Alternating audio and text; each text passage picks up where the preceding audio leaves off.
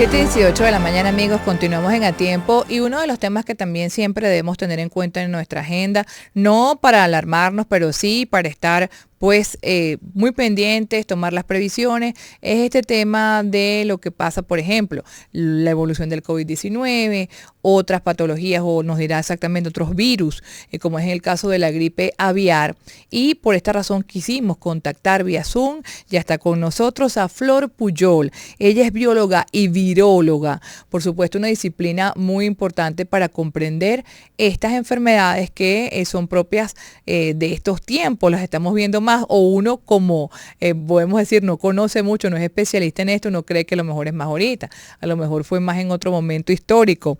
Flor, bienvenida a Tiempo, feliz año todavía vale. Sí, hola Ginette, feliz año, gracias por la invitación. Primero, ¿qué es la gripe aviar para ubicarnos todos otra vez en este tema? La gripe aviar es causada por el virus influenza, pero que infecta a las aves. Normalmente hay muchas variantes, muchos antígenos, muchos subtipos de influenza. Eh, Algunos infectan las aves porque reconocen un receptor que está en el epitelio respiratorio de las aves, mientras que la influenza humana, la que sabemos H1N1, tuvimos una pandemia en 2009, reconoce cierto tipo de receptores en el epitelio humano. Entonces, por eso es que se le llama influenza aviaria. Es una enfermedad bastante grave. En general causa la muerte de las aves, que es lo que hemos estado viendo recurrentemente, como bien decía Ginette, este año y el año pasado, 2022 y 2021 también inclusive, donde se han reportado distintos brotes de, bien sea en aves migratorias o lamentablemente también en aves de corral en Europa, en Estados Ujú. Unidos, etcétera. ¿Cuál es un poco la diferencia que vemos en este brote Brote. sostenido que Ujú. hemos estado teniendo de influenza aviar? Primero, 10 países de América que lo tienen. Suramérica está teniendo, tuvimos el caso en Ecuador, Perú, Colombia, posteriormente Venezuela, México, Panamá, Honduras también, obviamente Estados Unidos con muchísimos brotes y Canadá, ¿no? Ujú. La mortalidad de pelícanos, por ejemplo, en Ecuador, estamos hablando de 13.000 pelícanos. En el país, centenares de ellos también se han reportado. Pero para que entiendan que si bien es una enfermedad que Ujú. infecta a las aves, siempre existe una poca probabilidad, pero un riesgo de ser adquirida por los Ujú. humanos y los mamíferos. Acaban de sacrificar a dos osos grizzly en Estados Unidos porque estaban, digamos, en malas condiciones por haber adquirido la influenza aviar. Entonces, de ahí a que se haya decretado una alarma zoosanitaria para lo que es las aves y los estados costeros. Nuestros 5 estados costeros por donde Ujú. pasan las aves migratorias y por donde se han detectado estos pelícanos infectados, pues. Ahora cuando dices también aves de corral, quizás también algunos de nuestros oyentes pueden tener algunas aves en sus casas. ¿Cómo de corral? ¿Cómo se identifica que ese animalito puede tener gripe aviar? Bueno, como les dije, es una enfermedad grave que afecta fuertemente, así que va a haber síntomas en esas aves y va a haber mortalidad de las aves. Entonces aquí, digamos, en general, ¿cómo es la transmisión Sí. eventual a humanos? Que es lo que hay que evitar, obviamente, ¿no? De estas aves silvestres, migratorias, costeras, pasa, lo que hay que evitar es que pase a aves de corral. Puede ser Mm. un criadero, puede ser aves de traspatio, pueden ser gallos de pelea que uno críe o la gallinita que uno tiene para no tener que comprar huevos en el supermercado porque están Ajá. muy caros. Entonces ahí es importante mantener esas aves. Una de las recomendaciones es tenerlas bajo techo, ya Mm. que se evita así el contacto con las excretas de los animales que pasan sobrevolando la zona, ¿no? La otra cosa es ser muy responsable. Cualquier síntoma cualquier mortalidad, notificarlo, notificación obligatoria. Estamos además en estado de cuarentena, no se pueden estar movilizando aves de una localidad a otra. ¿Y esto por qué? Porque justamente hay que evitar que esta enfermedad se propague.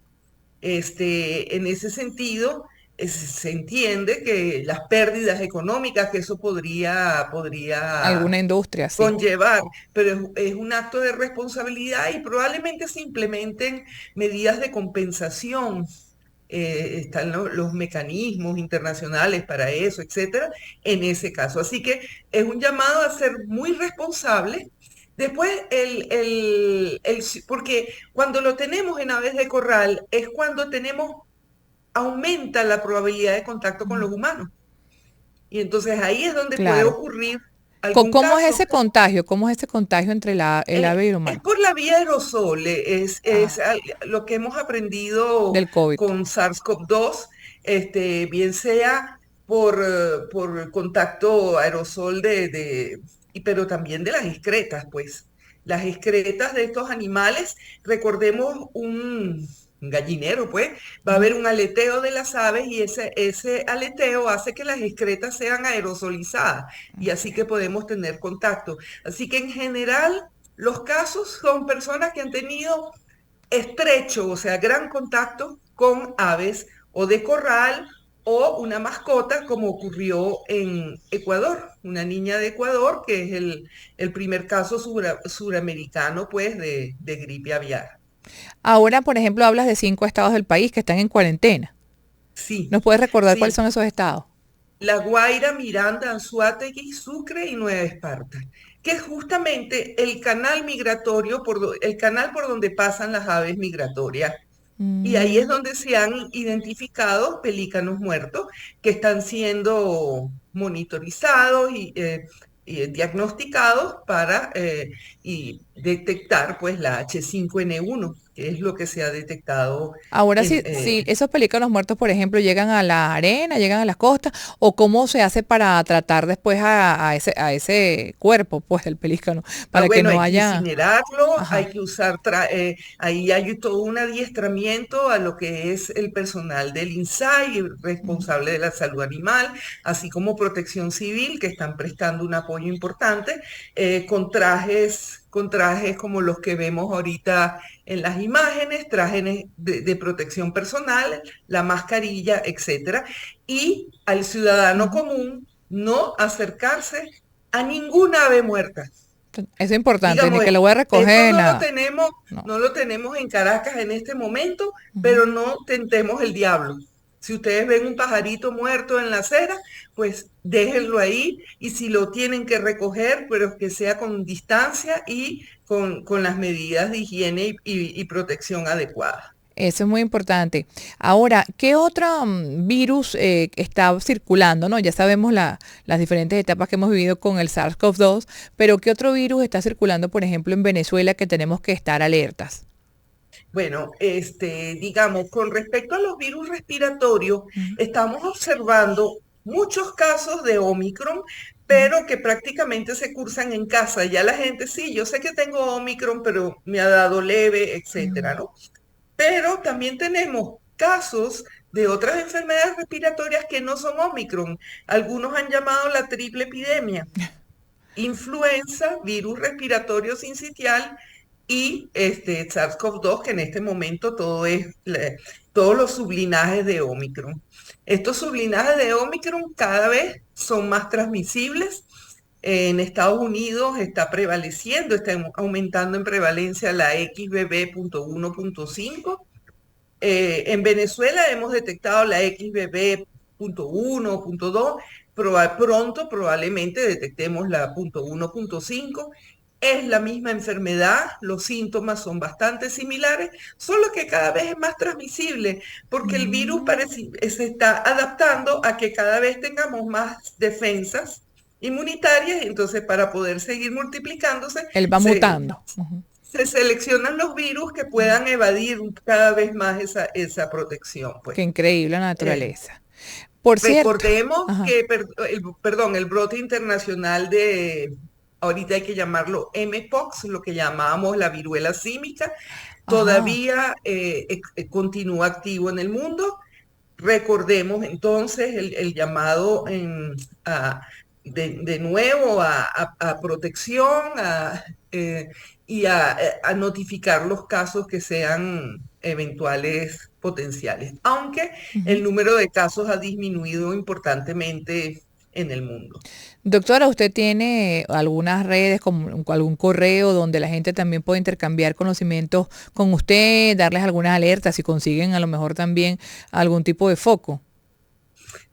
Sí, bueno, O el instituto, no sé. hay para las notificaciones, cada uno de las dependencias Ah, regionales, ok. hay una serie de teléfonos que de repente puedo suministrar, ahorita no los tengo a mano, pero pueden poner quizás en la página del INSAI, buscarlas.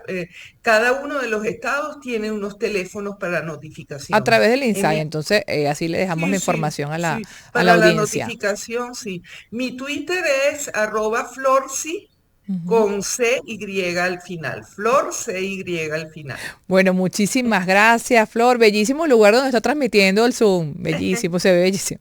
Flor Puyol, El bióloga. IBIX. Qué lindo. Gracias. Viróloga, muchísimas gracias por haber estado con nosotros en A Tiempo, doctora. Bióloga, viróloga y por supuesto muy interesada en difundir la información para que la gente esté alerta, sepa cómo procesar esta situación si le llega a suceder. A las 7:30 ya vamos a un nuevo corte en A Tiempo.